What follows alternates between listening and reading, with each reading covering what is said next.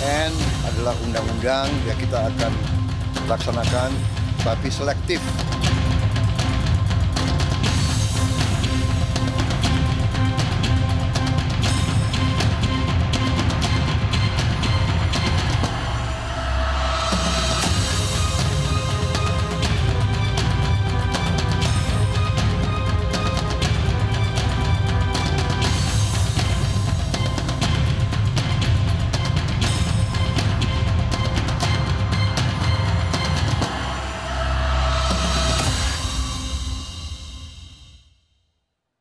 Pemirsa, jelang akhir tahun, Indonesia dikagetkan dengan rencana pemerintah menaikkan pajak pertambahan nilai atau PPN menjadi 12% dari sebelumnya sebesar 11%. Perihal ini, pemerintah mengatakan sudah sesuai dengan Undang-Undang Nomor 7 tentang harmonisasi peraturan perpajakan, sehingga meskipun menciptakan pro dan kontra, kenaikan PPN ini tetap akan dilakukan di awal tahun 2025. Berikut rangkuman kami mengenai buah si malakama kenaikan PPN menjadi 12%.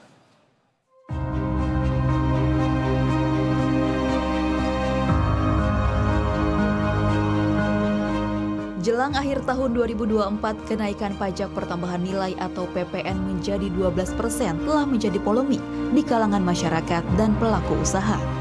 Kebijakan ini memicu perdebatan, mengingat penerapannya dilakukan di tengah daya beli masyarakat yang sedang landai. Walaupun menimbulkan pro dan kontra, pemerintah melalui Kementerian Koordinator Bidang Perekonomian mengumumkan akan tetap menaikkan PPN dari sebelumnya 11% menjadi 12% pada 1 Januari 2025. Menteri Koordinator Bidang Perekonomian Airlangga Hartarto mengatakan, perihal kenaikan PPN menjadi 12% ini sesuai dengan Undang-Undang Nomor 7 Tahun 2024 tentang harmonisasi peraturan perpajakan atau UU HPP. Senada dengan penerapan kebijakan kenaikan PPN menjadi 12%, Presiden Prabowo mengatakan kenaikan ini akan dilakukan secara selektif atau hanya untuk barang mewah saja. Ya, kan sudah diberi penjelasan. PPN adalah undang-undang yang kita akan laksanakan, tapi selektif, hanya untuk barang mewah. Untuk rakyat yang lain kita tetap lindungi. Sudah sejak akhir 23, pemerintah tidak memungut yang seharusnya dipungut untuk membantu rakyat kecil. Ya, jadi kalaupun naik itu hanya untuk barang mewah. Ya.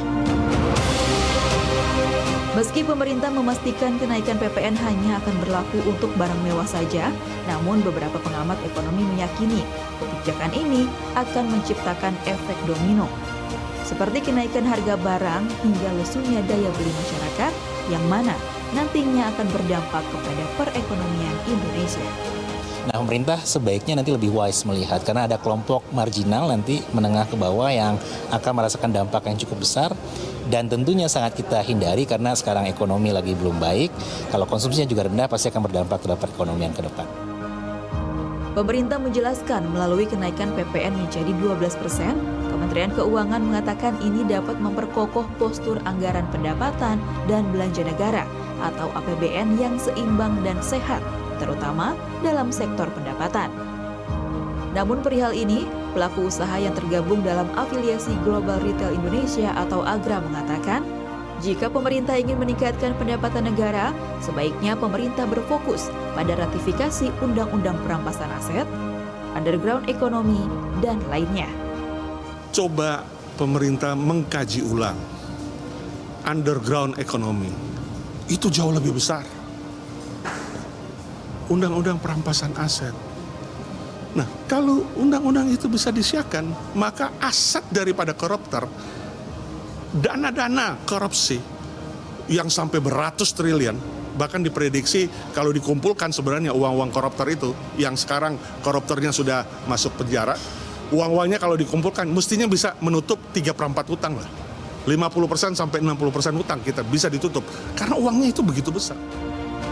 Merespons polemik dan kekhawatiran akan kemungkinan terjadinya efek domino dari penerapan kebijakan PPN 12%, pada 16 Desember 2024, pemerintah Indonesia meluncurkan paket kebijakan ekonomi yang diharapkan dapat menstimulus perekonomian dalam negeri.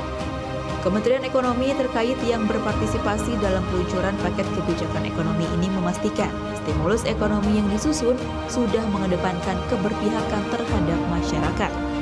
Sehingga diharapkan stimulus ini dapat menjaga daya beli serta meningkatkan kesejahteraan masyarakat. Adapun terkait paket kebijakan stimulus ekonomi yang diluncurkan pemerintah dan diklaim dapat meningkatkan kesejahteraan masyarakat mencakup beberapa sektor. Yang pertama, sektor rumah tangga, kemudian sektor pekerja, sektor UMKM, industri padat karya, pembelian kendaraan listrik dan hybrid, serta sektor perumahan.